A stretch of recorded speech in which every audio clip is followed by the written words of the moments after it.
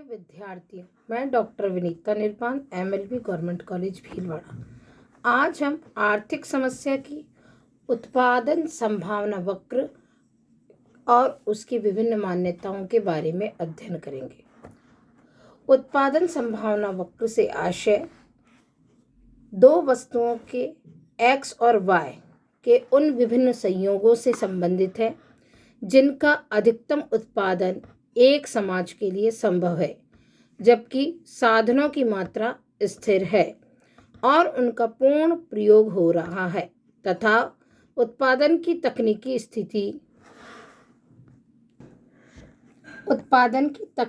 स्थिति दी हुई है।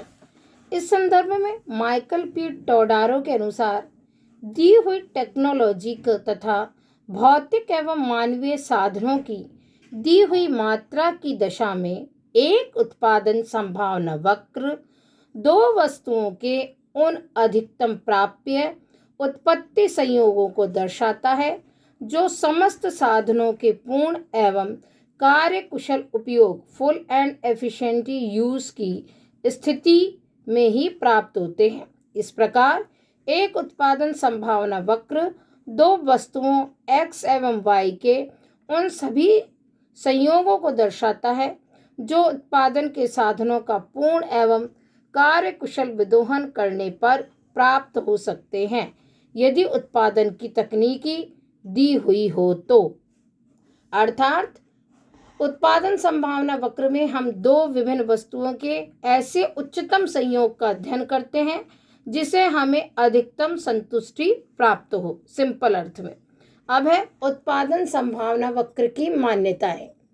उत्पादन की स्थिर तकनीक वस्तुओं और सेवाओं के उत्पादन की तकनीकी स्थिति स्थिर दी हुई है, अर्थात उसमें कोई परिवर्तन नहीं होता है। अन्य शब्दों में विश्लेषण के दौरान तकनीक स्थिर मानी जाती है। इसका कारण यह है कि उन्नत एवं नई तकनीक के आ जाने पर उत्पादन संभावना वक्र बदल जाता है और ऊपर की ओर खिसक जाता है। नेक्स्ट है पूर्ण रोजगार। अर्थव्यवस्था में सभी साधनों का पूर्ण उपयोग हो रहा है और कोई भी साधन बेकार नहीं है, अर्थात अर्थव्यवस्था में पूर्ण रोजगार की स्थिति विद्यमान है। दो वस्तुओं एवं सेवाओं का उत्पादन संभावना वक्र का विश्लेषण करने के दौरान हम दो वस्तुओं एवं सेवाओं का ही विश्लेषण करते हैं, जैसे उपभोक्ता वस्तुएं एवं पूंजीगत वस्तुएं आदि। नेक्स्ट है साधनों की स्थिर पूर्ति।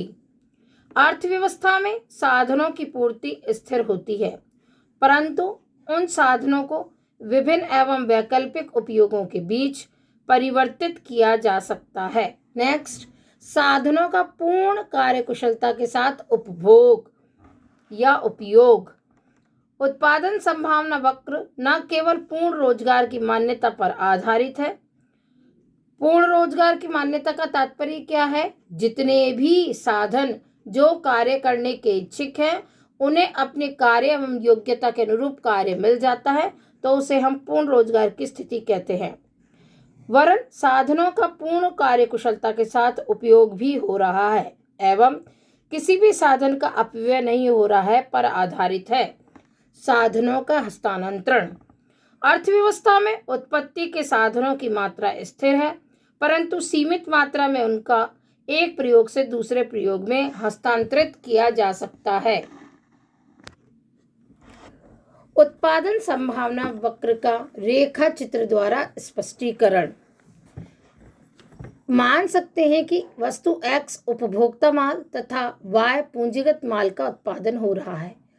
पूर्ण वर्णित मान्यताओं के आधार पर यानी उत्पादन की तकनीक स्थिर हो, पूर्ण रोजगार प्राप्त हो, दो वस्तुओं एवं सेवाओं का उत्पादन हो, साधनों की स्थिर पूर्ति हो, साधनों का पूर्ण कार्यकुशलता के साथ उपयोग हो और साधनों का हस्तांतरण हो मान्यता के साथ, अर्थात अन्य बातें समान रहने पर साधन सीमित है एवं पूर्ण रोजगार के स्तर पर कार्य कर रहे हैं।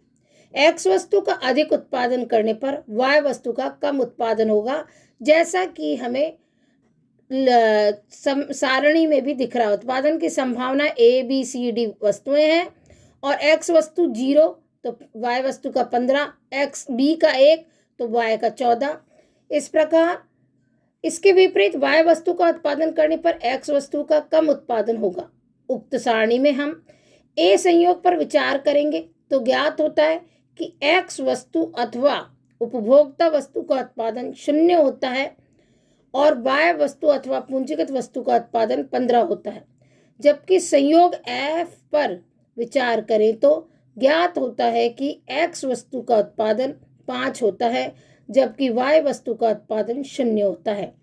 ये दोनों स्थितियां सिरे की स्थितियां हैं। वास्तव में अर्थव्यवस्था इन सिरे की स्थितियों पर नहीं, इनके मध्य किसी स्थिति पर होती है। इसे हम रेखाचित्र द्वारा भी बता सकते हैं। X एवं Y वस्तु ले सकते हैं। X वस्तु जो है उपभोग वस्तु OX अक्ष पर ली है हमने और Y वस्तु हमने OY अक्ष पर ली है और 1, 2, 3, 4 X वस्तु का उत्पादन करने की स्थिति है और 5, 9, 15 ये हमने Y वस्तु की ली है। और जब X का उपभोग बढ़ाते ही उत्पादन बढ़ाते तो Y का अपेक्षक X का बढ़ाते तो Y का अपेक्षाकृत कम हो जाता है और जब हम Y का बढ़ाते तो X का अपेक्षाकृत बढ़ जाता है, कम हो जाता है। इनके मध्य किसी स्थिति पर होती है। उपरोक्त सारणी में दी गई X तथा Y वस्तुओं की विभिन्न उत्पादन संभावना को यदि हम रेखाचित्र पर अंकित कर दें तो हम एक उत्पादन संभावना वक्र को प्राप्त करेंगे। वक्र पर सभी बिंदु उत्पादन की विभिन्न संभावनाओं को सूचित करते हैं। यदि अर्थव्यवस्था के समस्त साधन Y वस्तु बनाने में लगा दिए जाए तो A बिंदु पर 15 वस्तुओं को बनाया जाता है और यदि समस्त साधन केवल X वस्तु के उत्पादन में लगा दिए जाए तो F बिंदु पर 5 वस्तुओं का उत्पादन हो जाता है। यदि दोनों वस्तुएं बनाई जाती है तो A से F के बीच कोई भी बिंदु चुना जा सकता है। यह अर्थव्यवस्था में आवश्यकता के आधार पर निर्धारित किया जाता है। उत्पादन संभावना वक्र को उत्पत्ति रूपांतरण वक्र, प्रोडक्शन ट्रांसफॉर्मेशन कर्व भी कहते हैं, यानी PTC कर्व। P बिंदु यह दर्शाता है कि अर्थव्यवस्था में साधनों का या तो पूर्ण उपयोग हो रहा है अथवा साधनों का कार्यकुशलता से उपयोग नहीं हो रहा है। अब है उत्पादन संभावना वक्र की धारणा के विभिन्न उपयोग। एक है सहज समझ। रॉबिन्स ने साधनों की सीमितता के आधार पर अर्थशास्त्र को परिभाषित किया है। साधनों की कमी होने के कारण समाज की सभी आवश्यकताओं की पूर्ति नहीं की जा सकती। इस रेखाचित्र में दो वस्तुओं की आवश्यकता एवं विलासिता पूर्ण वस्तुओं को लिया गया है। यदि हम आवश्यक उपभोग की वस्तु को बढ़ाना चाहेंगे तो हमें विलासिता की वस्तुओं में कमी करनी पड़ेगी। और रेखाचित्र में यदि हम उत्पादन संभावना वक्र में A से B बिंदु पर आते हैं तो आवश्यक उपभोग की वस्तु में N1 N2 की वृद्धि होगी और इसी प्रकार हमें विलासिता की वस्तु में L1 और L2 की कमी करनी पड़ेगी। B बिंदु पर ON2 आवश्यक उपभोग की वस्तु का उत्पादन तथा OL1 विलासिता की वस्तु का उत्पादन हो रहा है। इसी प्रकार A बिंदु पर ON1 आवश्यक वस्तु का उत्पादन हो रहा है और OL2 विलासिता की वस्तु का उत्पादन हो रहा है। नेक्स्ट, विकसित एवं विकासशील राष्ट्र में अंतर।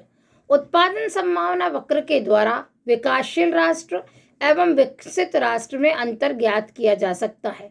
यहाँ दो रेखाचित्रों द्वारा निरूपण किया गया। एक है विकासशील राष्ट्र से संबंधित व आवश्यक वस्तु और दूसरा है विकसित राष्ट्र से संबंधित आवश्यक वस्तु।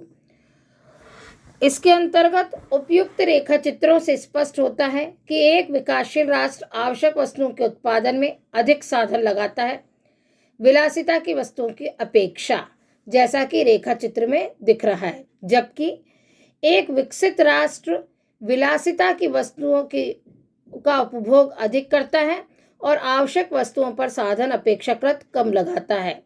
नेक्स्ट है, किस वस्तु का उत्पादन करना आवश्यक है। उत्पादन संभावना वक्र द्वारा यह ज्ञात करना आसान हो जाता है कि किस वस्तु का उत्पादन करना आवश्यक है। उदाहरण के तौर पर युद्ध के समय स्वाभाविक रूप से युद्ध सामग्री का उत्पादन ही अधिक होगा, जैसा कि रेखा चित्र में दिख रहा है। इसके अंतर्गत पूर्वोक्त रेखा चित्र ए और बी को देखा जाए तो ज्ञात होता है कि रेखा चित्र ए के अनुसार उत्पादन के सभी साधन मक्खन के उत्पादन के क्षेत्र में लगाने पर नया उत्पादन तय संभावना वक्र B1 ज्ञात होता है। इसके विपरीत रेखा चित्र बी के अनुसार समस्त उत्पादन बंदूक के उत्पादन के क्षेत्र में होने पर नया उत्पादन संभावना वक्र A1 प्राप्त हो जाता है। नेक्स्ट है, पूंजी निर्माण की स्थिति। उत्पादन संभावना वक्र यह भी इंगित करता है कि क्या राष्ट्र उन्नति कर रहा है अथवा नहीं। अन्य शब्दों में, क्या राष्ट्र में पूंजी निर्माण हो रहा है या नहीं। उपरोक्त रेखा चित्र से यह स्पष्ट हो रहा है कि एक राष्ट्र जीवन स्तर यानी स्टैंडर्ड ऑफ लिविंग, उपभोग की वस्तुएं और बी बिंदु पर ए बिंदु की अपेक्षा अधिक अच्छा एवं सी बिंदु पर ए व बी की अपेक्षा जीवन स्तर को और ज़्यादा बेहतर बनाता है, तो ये ए, बी और सी जो कर्व है ये किसी भी राष्ट्र के विकास दर की गणना करने में सक्षम है। नेक्स्ट है, तकनीक में सुधार। उत्पादन संभावना वक्र की सहायता से तकनीक में सुधार हुआ है या नहीं को भी ज्ञात किया जा सकता है।